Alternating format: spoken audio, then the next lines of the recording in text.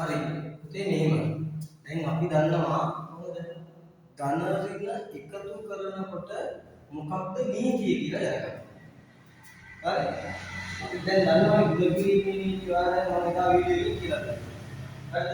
දැන් මම කියලා දෙන්නේ එකතු කිරීමේදී ධන ඍණ ලකුණු තියෙද්දී ඒක කොහොමද අපි කරගන්නේ කියලා. අපි ඉස්සෙල්ලම හිතමු මෙහෙම හිතන්න ඔයාලට ධන පහ. දැන් ධන පහ කියන මම ලිව්වේ අපි සාමාන්‍යයෙන් ධන නේද? සංඛ්‍යාවක ධන ලකුණක් තියෙනවා අපි ධන ලකුණ ලියන්නේ. නමුත් ඔයාලට තේරෙන්න මම මේක ලියලම පෙන්නනවා. ඊට පස්සේ ඒක ලියන්නේ නැතුව මම කියන්න කොහොමද වෙන්නේ. දැන් බලන්න ධන පහට එකතු කරන්න කියනවා ධන දෙකක්. අර බලන්න මම මෙයාට වරහණක් දානවා. හරි? ඒකෙන් අදහස් කරන්නේ මොකද? මේ ලකුණ අයිති මෙන්න මෙයා. හරි? මේ ලකුණ අයිති මෙයා. ධන ලකුණක් තියෙන ඉලක්කමකුයි ධන ලකුණක් තියෙන ඉලක්කමකුයි එකතු කරනකොට වෙන දේ බලන්න. පුතා එකතු කරනකොට වෙන්නේ දෙන්නේ මෙයාගෙන් ධන මෙයාගෙන්. ලකුණ සමානයි. ඒ කියන්නේ එකතු කරන්න ගන්න දෙන්නේ ලකුණ සමානයි. මේ දෙන්නගෙම ගණනේ. ඒ නිසා මොකද කරන්නේ? ඉලක්කම් දෙක එකතු කරනවා. 5යි 2යි 7යි. ඒ ලකුණම දාන්න. තිබ්බ දෙන්නගෙම දාන්න. නිසා දානවා.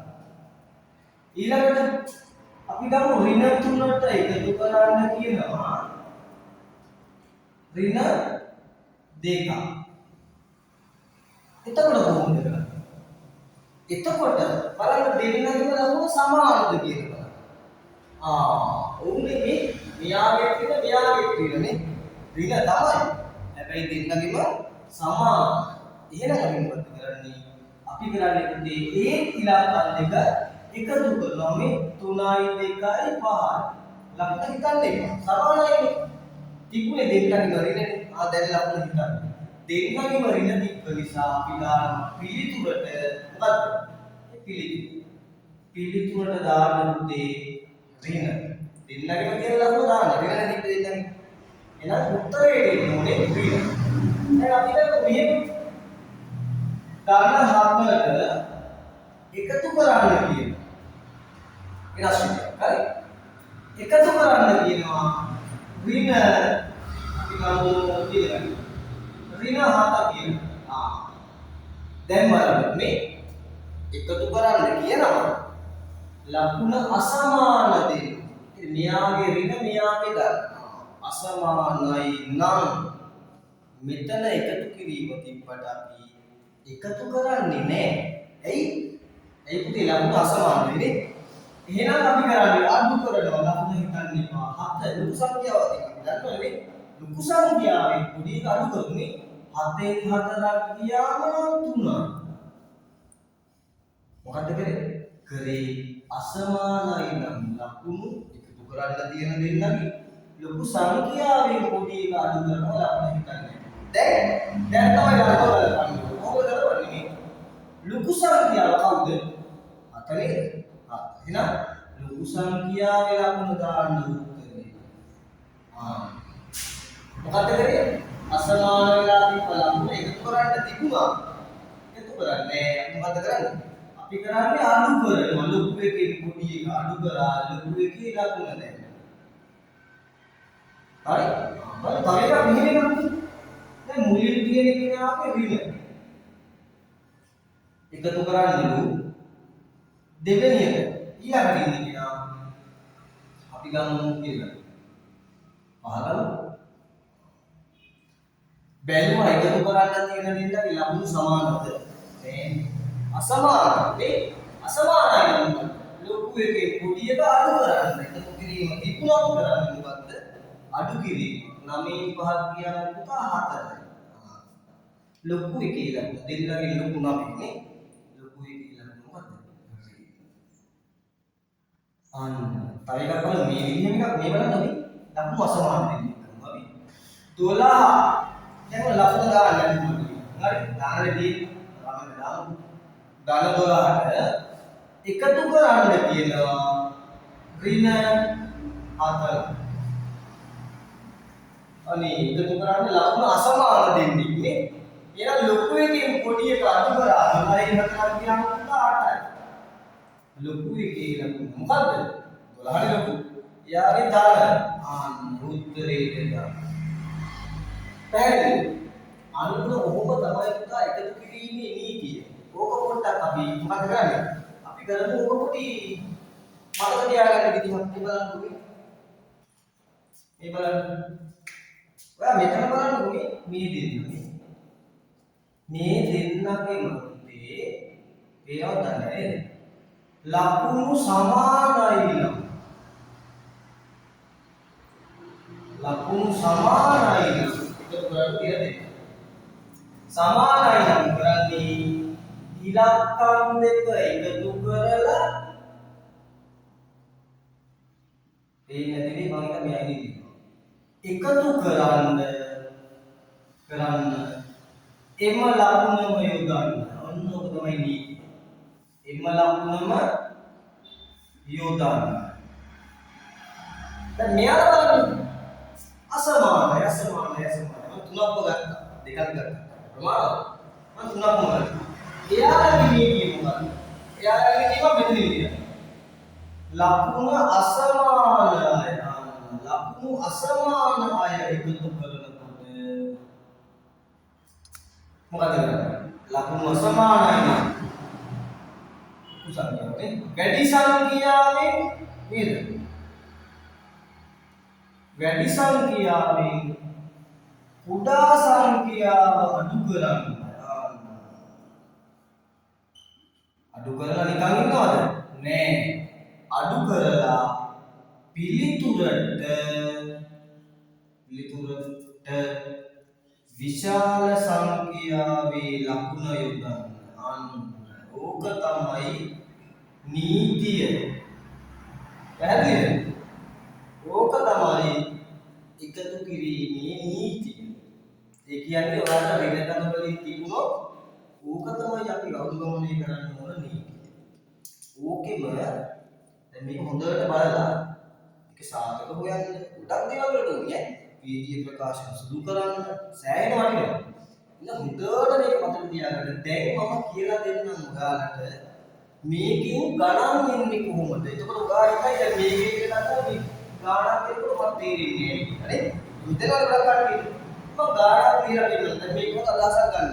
3-4 පාරක් බලලා ගමන්නේ අදහසක් ගන්න. මම මේක මතලා මම මෙහෙම එකක් කරනවා. කොහොමද මේ බලන්න. මේක ගමු. අපි ගමු මෙන්න මේක. මම කෑලි දෙකක් තව කියලා දෙනවා. වැදගත් වෙන ඒ දෙක හොඳට මතක තියාගන්න.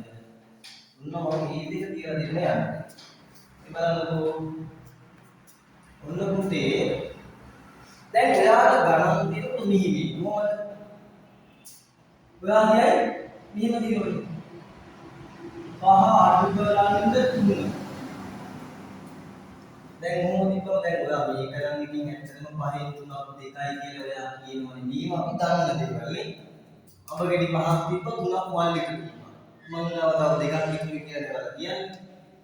හැබැයි ඔයාලා ගණන් කරලා මෙන්න මෙහෙම. මොකද හිතන්නේ? ඍණ 6 එකතු කිරීම 4 තිබ්බා කියන්නේ. දැන් ඔයා කියනවා මොකද්ද? හරි. එකතු කරන්න තියෙන්නේ. හරි. එතකොට අපි ඉස්සරහ තියෙන ඉලක්ක මේ තියෙන්නේ ඍණ ඒකත් හරි. මෙයාගේ ලකුණක් නේ. එහෙම ප්‍රශ්නයක් ඔයාගේ හිතට එනවා ඇති කියලා මට හිතෙනවා. එතකොට ඔයාලා මොකද්ද මේකේ තේරුම කියලා දැනගන්න. මෙන්න මෙච්චරයි. ඔයා හිතන්න පුතා මේ තියෙන්නේ ඍණ 6යි ධන 4යි කියලා. එකතු කරන්න මොකක්ද නැතිදා කරලා. අතකරේ මේ ලකුණ දුන්න මෙයා. නැත්තම් ඇත්තම කිව්වොත් තියෙන්නේ මෙහිම මේක. මේක කොහොමද ඍණ 6 එකතු කරන්නලු. මෙතන තියෙන්නේ ධන 4 කියන එක ඔය තියෙන්නේ. ඕකම තමයි මම මේ කරේ කියලා. මේ ලකුණ උඩට යවලා මේ ධන 4 දෙනවා. පැටලෙන නිසා තමයි මෙහෙම කිව්වේ කොහොමද? මෙහෙම තිබුණොත් මෙන්න මෙහෙම. මෙහෙම තිබුණොත් ඔයා හිතින් දාගන්න එකතු කරන්න තියෙනවා. කරන්න කියලා ගියාට බැලුවා ලකුණ අසමානයි නේද? අසමානයි නම් මොකද්ද කරන්නේ? ලොකු එකකින් පොඩි එක අඩු කරනවා. ඉස්සෙල්ලා කිව්ව කතාව. 6න් 4 2යි ලොකු එකේ ලකුණ වෙන්නේ. මොකද්ද කරේ? අය බලමු මේ බලන්න 9ට අපි දන්නවනේ එකතු කිරීම දෙක තිබ්බොත් අපි දන්නවා 9යි 2යි කියලා. දැන් මේ කිව්ව විදිය බලන්න ඔයාලා දන්නේ 11යි කියන්නේ දෙක මොනවද දන්නවනේ. මම කියනවා මෙයාගේ තියෙන්නේ දන්න. හරි. මෙයාගේ තියෙන්නේ දන්න දෙක. ඉතින් දැන් එකතු කිරීම ලකුණ සමාන දෙන්නේ 9යි 2යි 11යි දෙන්න කිව්වද? ඒක නේද මේ? ඒක නේද මේ? ඊළඟ මොකක්ද මේව කිව්වොත් කරගන්න දැන් තේරෙන්නේ නැහැ දැන් මේක දෙන්නම ධර්මශාල ඇතුළක් නේ අසමාන වෙලා තියෙනවා හිතාගන්නේ නැහැ මොකද්ද කරන්නේ මොකද්ද මේක තේරුම මේකේ තේරුම තමයි මම මේක ලේසියෙන් ගන්න පුළුවන් මෙහෙම ඒකේ අර්ථය මේකයි ඒක කියනවා මේක ලේසියෙන් ගන්න බෑ මේව මොකද්ද කරන්නේ මේක ප්‍රසාර පිළියා ගන්නවා විහිදුලා ලියා ගන්නවා හිතින් දාන්න ලකුණු ගන්න හරි එතකොට පුතා ඔයාලට ලස්සනට හරි උත්තරේ එනවා. අපි බලමු තව එකක් මේ බලන්න. මේ එකක් ඔයාලට කොහොමද? දැන් ඔයාලට මෙහෙම එකක් කියනවා. කොහොමද දන්නවද? ඔයාලට දීපු මෙන්න මෙහෙම මේ දීචි ප්‍රකාශ කරනවා. මේ බලන්න. අපි ගමු 5යි x ගන්න. මේවා 7 8 9 මොකද වැදගත් ඈ? 10 බලන්න වැදගත්. පටන් ගන්න 7 ඉන්න. ඔන්න බලන්න. 5x ධන 3y ඍණ 2y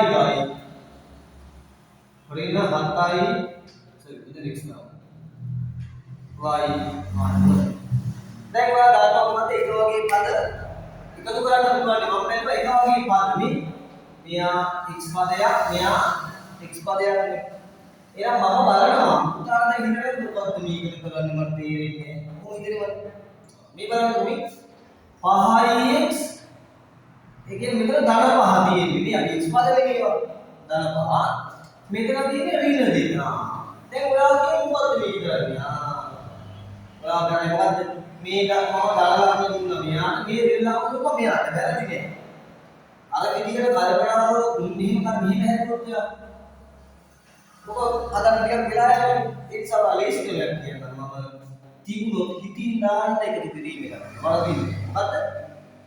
ඒ දෙන්න දැන් x පද නිසා මම x දාන්නේ නැහැ නේද? හරි. ඉතින් උත්තරේ ලියන්න ඕන. ධන 5 එකතු කරන්න නේද? ලකුණු අසමානයි. අපිට එකතු කරන්න පුළුවන්ද? බෑ. 5න් 2ක් 3යි ලොකු එකේ ලකුණු දාන්න. එහෙනම් x පද නිසා මම කියනවා 3යි. අන්න මේ දෙක කවුද මෙයයි එකතු කරා 3යි x ධනනේ ඉස්සරහට අපි ධන ලකුණක් දාන්නේ මොන නිසාද? ධන આવොත් ඍණ આવොත් දාන්න. ඊළඟට මෙයා. එයා කොහොමද කරන්නේ? එයාගේ බැලුවොත් පුතා ඍණ 3යි. sorry ධන 3යි. ඍණ 7. ඒක කොහොමද කියන්නේ? ඒක මෙහෙම කියනවා. මේ ලියන්න ඈ.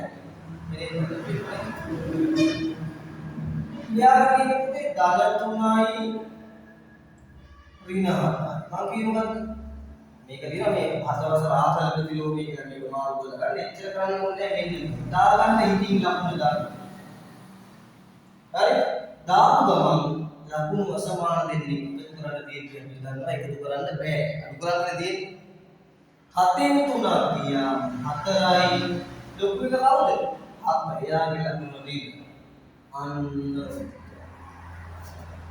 පැහැදිලිද ඔය මම වීඩියෝ ප්‍රකාශනයක් කරන් තිබුණා ඔයාලට මේකේ උත්තරේ කොහොමද එන්නේ කියලා. හරි? මේක තමයි ක්‍රමවේදය. හොඳට තේරුම් ගන්න. මම දැන් මුලින් කියපු කතන්දරේ හොඳට තේරුම් ගත්තොත් ඔයාලට මේ වගේ ඕනම ගානක් හදන්න පුළුවන්. හරි? නම් මේක හොඳට අරගෙන ගන්න ඊළඟ දවසේ මේක හොඳට බලාගෙන ඉන්න ගණන් හදන්න පුළුවන්. හරියම ලේසියි.